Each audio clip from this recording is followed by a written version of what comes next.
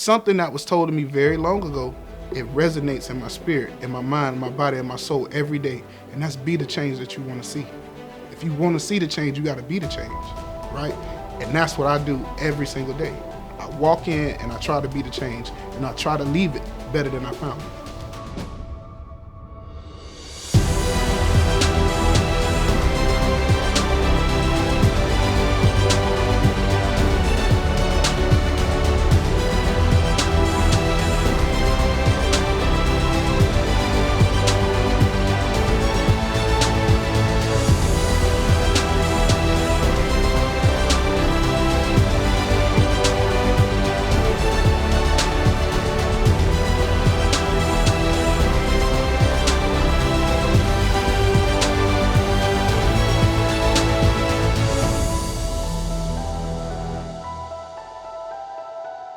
My name is Rafael Robinson.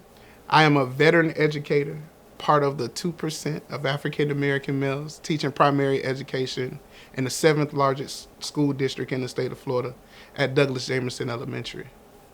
I'm an entrepreneur. I own my own Italian ice company, as well as I co-authored a children's book series called The Super Sprockets. And not only did I do that, but I started my own foundation called the EDI Foundation, Achieving Engineering Driven Innovation, to be the bridge for children to give them access to STEM education and STEM experts, as well as resources. I am the son of Jackie Robinson and Deborah Henry, born and raised right here in St. Petersburg, Florida, in a town that we know has historically been very, segregated. I had a mother who was a veteran educator, being the first African-American woman to teach in North Pinellas County schools in the late 70s, and a father who was a police officer. So you can imagine I had to toe the line. Fortunate enough for me, I was able to grow up in 2 different neighborhoods, and I got a chance to see 2 different sides of the coin as a child very early on. I was loved on, raised by the village. We talk about the village, and I'm truly a product of the village. My grandmothers were a big influence. Helen Henry and Luby Robinson were big influences in my life, as well as my, uncles and aunts. But fortunate enough for me, I was able to not have to look very far for a hero. And I found that in my parents. My father was really big on not being mediocre, and always going the extra and doing the extra and leaving things better than you found them. That was a lesson that my father taught to me very early on in life. And it helped me because, my mother, although she was an educator, she was a single mom, and she got sick, early on in my life. And it made me grow up very quickly. And I had to become very responsible at a very early age because I had to take care of my mother. My mother is a breast cancer survivor. Shout out to Deborah Henry. We love you, baby. There were times where it was my responsibility to pay the bills. I had to write the checks. I had to make sure they were filled out the right way. I had to put them in the mail, and I can think of many times where my mother was so ill that she couldn't, and I had to. And it was my responsibility to do that, because if I didn't do it, guess what? Those lights were off or that water was cut off. So that was one instance that taught me right there that in life, you're going to have to be responsible. And in life, you're going to have to lean on people. So relationships are important. So being accountable, being responsible.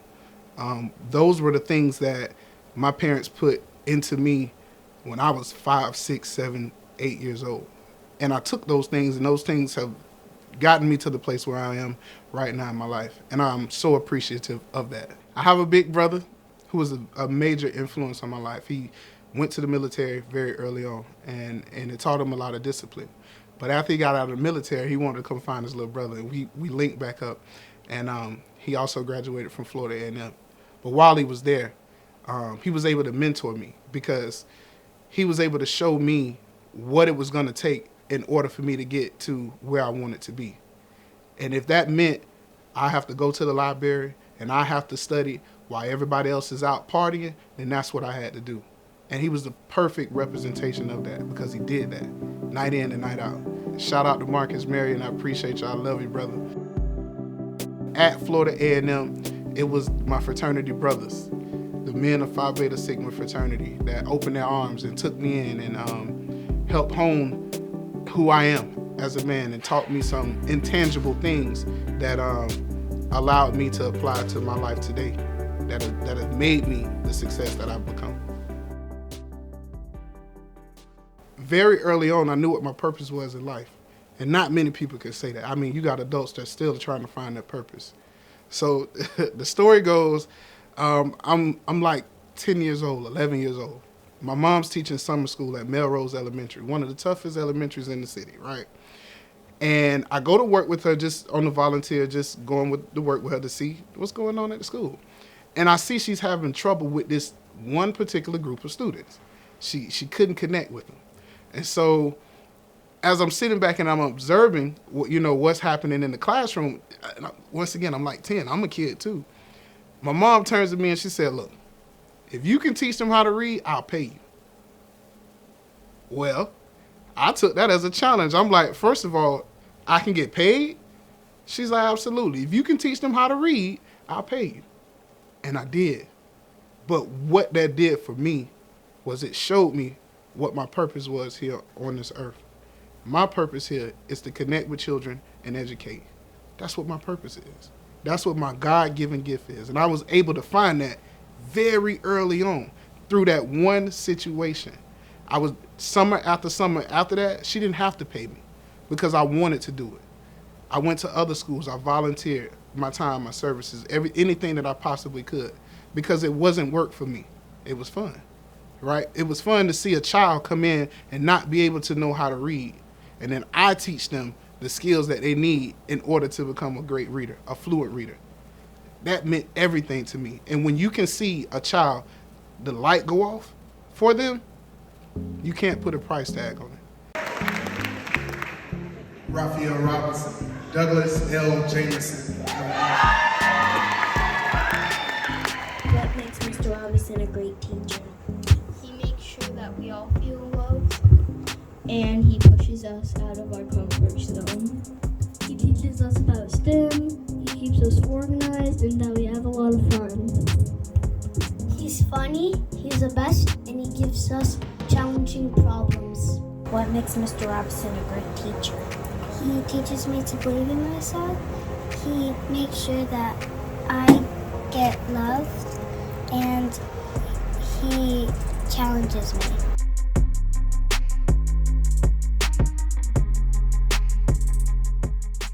Well, if you fast forward a little bit, I was able to go on this little journey, in life where I thought, just like many people, who come from my neighborhood and grew up in this area, that, football was going to be the way, right?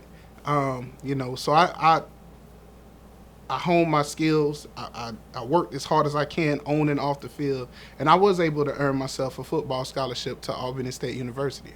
But while I was there, things happen. I earned this scholarship, play football. I'm so excited to get there, and then when I get there, my test score is not right. So they tell me that I can't play. So now I'm out of state. I'm in a new place I've never been before. My first time on my own. I'm just turned 18 years old, right? And there's no one there to help, right?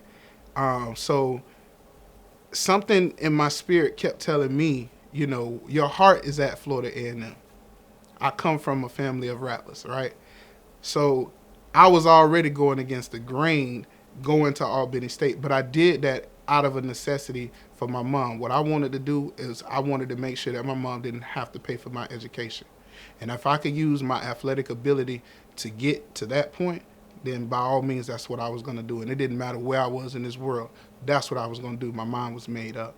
But when I got there and I saw what the circumstances were, I had to have a change. So I was able to, I was able to call one of my good friends. He was actually on the team. His name is Kendrick Scott. Kendrick, I love you. And I asked him. I said, listen, Kendrick, if you could just give the coach my tape, that's all I ask of you. No problem. The next day, I get a phone call from the head coach, Coach Billy Joe, and he invited me out, and the rest is history. Here we are. I get to Florida A&M. I feel like I'm at home. The environment, the professors, my peers, it was all a family. Everybody took care of everybody, right? But more importantly, everybody was seeking that goal, which was education. I can't thank Florida A&M enough for, opening the doors for me, giving me an opportunity, honing my skills, teaching me the things that I needed to be taught in order to be the man that I am for my community here in St. Petersburg, Florida. One of the things that I wanted to do was I wanted to be that person that I was looking for when I was a kid.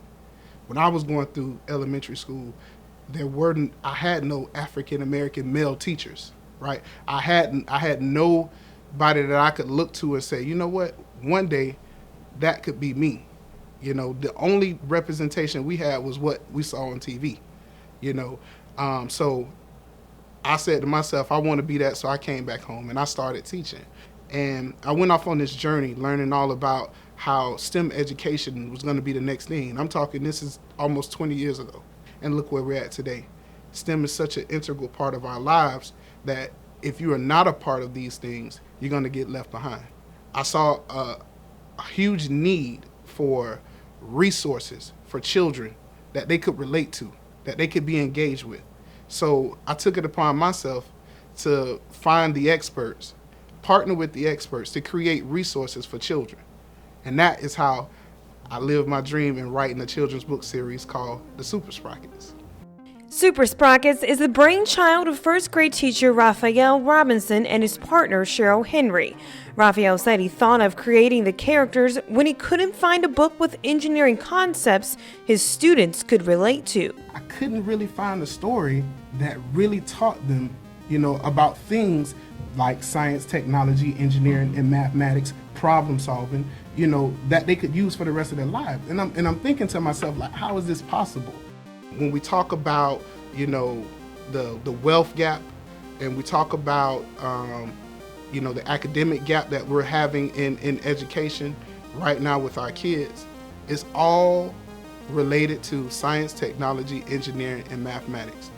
And what we have to do is we have to give our kids access to the information, okay? What we do with the Super Sprockets is we build that bridge for them to have that access to that education or to those experts or to that information. Because we all know that information changes situations. And when we get the information that we need, if we apply it the right way, the sky's the limit to what we can do. These kids can do anything, but we as the village have to do our part.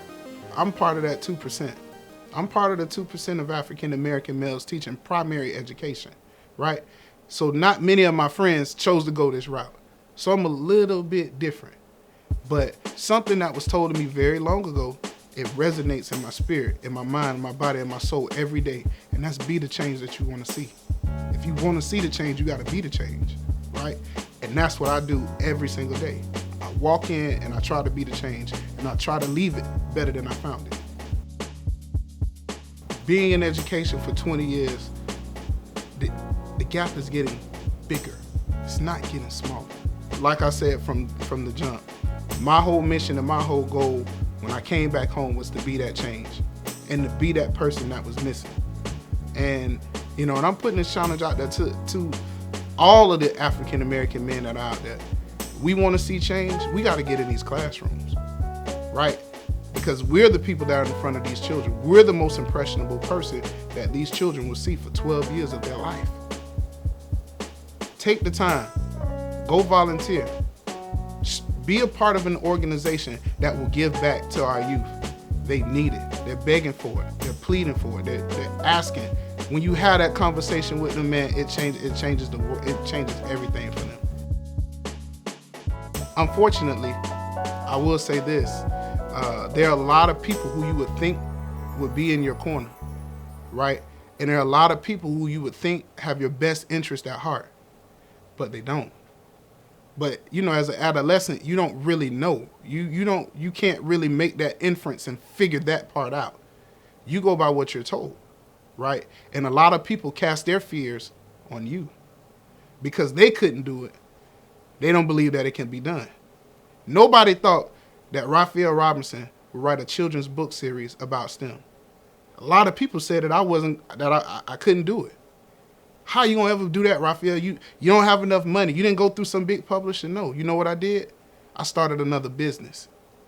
And I took that business and I let that business fund my dream. And my dream has impacted the world.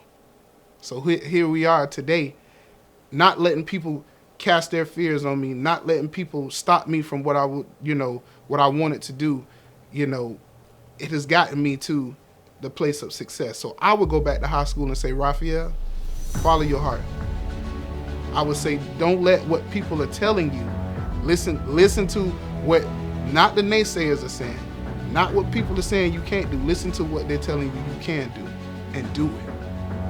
And do it. Nothing can stop you. Nothing.